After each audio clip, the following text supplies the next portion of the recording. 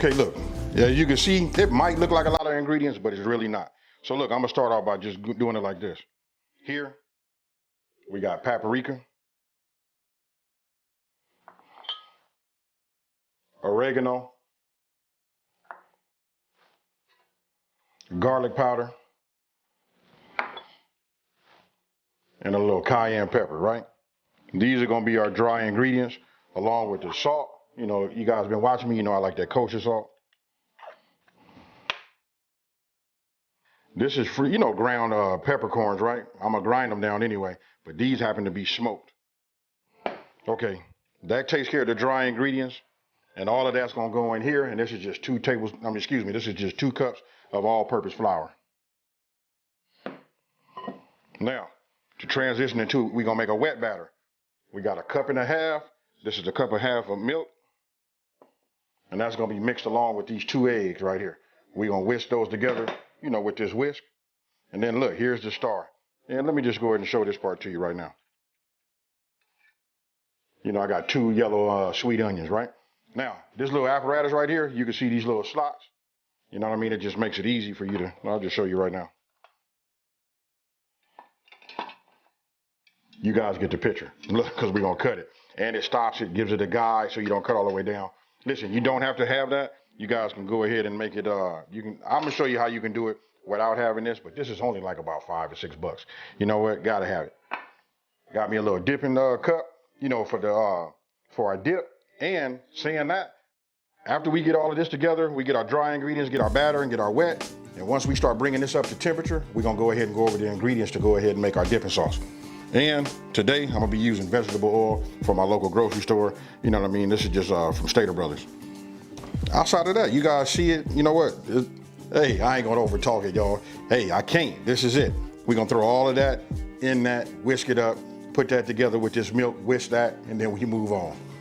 Okay, look, now we're gonna keep this as simple as possible, right? 2 cups of flour, and then we got dry ingredients. What we're getting ready to do is we're getting ready to put them all in here. I don't wanna overcomplicate it. It's just this simple, right? When it comes to your salt, look, just give it a couple of little pinches or whatever, and we'll just start right there. And now we'll grind a little pepper.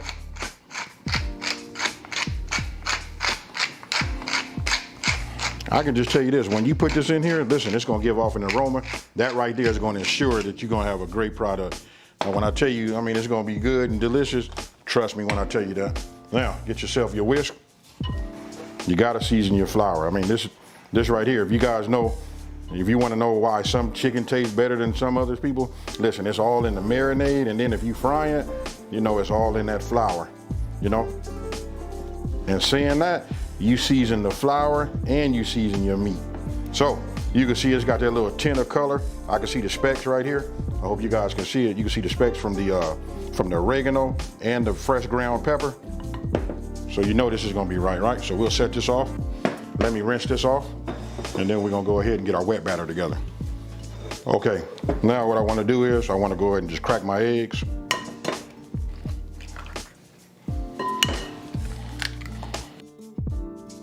And then what we want to do is we want to go ahead and introduce, you know, our milk, right?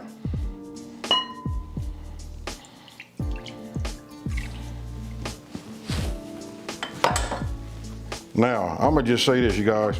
Hey, for all the new people that's learning how to cook, you know what I mean, and, you know, enjoying this, listen, what makes it not a chore is when you have a little downtime, first thing you do is you set yourself up with some dishwater. You got to wash your dishes as you cook. When you do that, nothing sticks, you get them clean, and you got less of a chore, you know, when it's all over with. Now, just go ahead and give this a little mix. And we good, we got 2 stations. Let me set this over here, so now you guys can see. Look, we got dry, wet, dry, and then fry. Okay, now, first thing you wanna do is, you wanna go ahead and grab your onion. I'll take the bottom of the onion, right? And then, listen, make sure you guys got a sharp knife. I take this, and then I just cut it flat or straight, you know, cut down on the bottom, right? So now at least we know where to sit up. And to show you why I did that, because we need that to fit down on the bottom. So remember, it has these guides where it stops here, but it still comes down. This ensures that we don't open it all the way up, right? Then I'm gonna take a little bit off the top.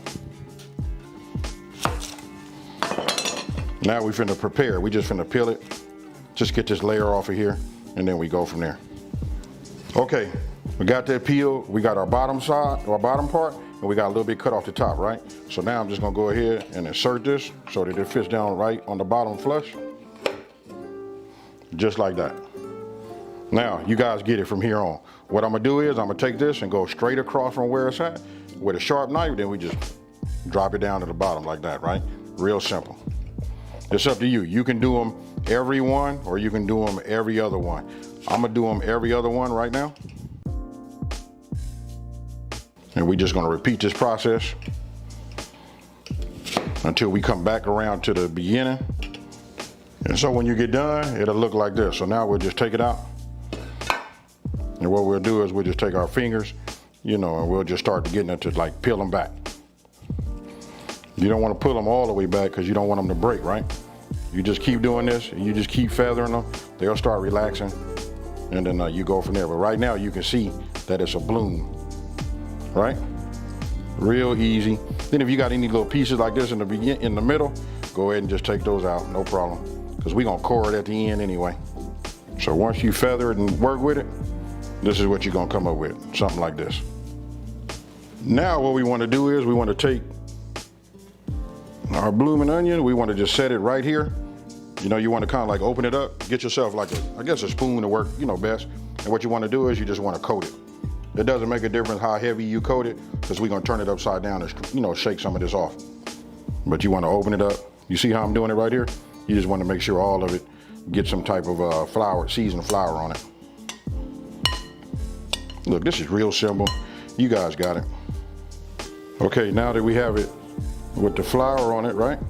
We're just gonna hold it upside down. You wanna make sure you handle it delicately. And we just shake it like this. Now, once you got all of your excess, flour, shaken out, it should look like that. Then what you wanna do is, which I probably should have did in the very beginning, is have both my stations right, side by side.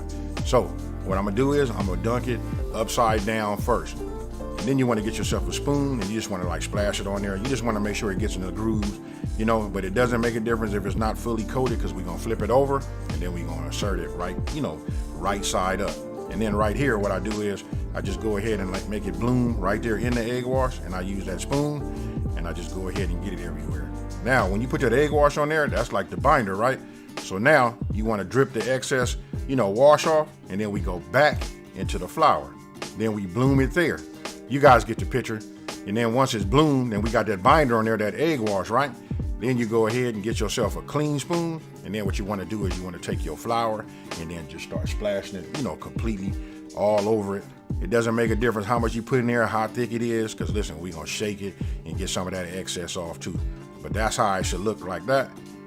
Then you wanna, turn it upside down and then shake off the rest of the flour. And what we're gonna do is we're just gonna make sure we shake it, get any excess off of it. Then I'm gonna set it back down here. And as you can see right now, you can almost just see how it's gonna be once we go ahead and deep fry it, right? But we got another step. I'm gonna put it on a plate, we're gonna put it in the freezer, and we're gonna freeze it for about 45 minutes. I usually do anywhere between 30 to an hour. We'll just do 45 today. We hit it right in the middle. Now, once you get that into the freezer, what you wanna do is we're getting ready to make our dipping sauce, right? So you can see that's the mayonnaise, then we got horseradish. I like that horseradish right there because listen, it's like real smooth and creamy. Now, right here, if you guys been following me, I say that Heinz is like the best ketchup on the planet. Listen, I think Heinz works best with this. It'll give you that flavor that you're looking for. And that is your paprika, garlic powder, oregano, and salt. And that's a quarter of a teaspoon each.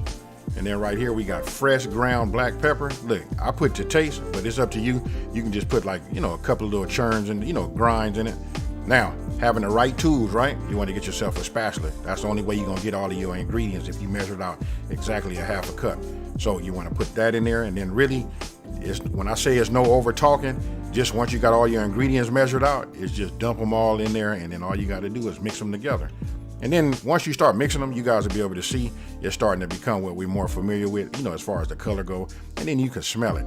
And I gotta tell you this, you guys, listen, if you're looking for a great burger sauce, this right here is it. You can put a little dill or sweet relish inside of that, and I can tell you that right there is that fire. And now I'm just showing you the texture, you know what I mean? Hey, it's nice. You go ahead and taste it, and then you adjust your salt and pepper from here. Okay, it's been what, about 50 minutes actually.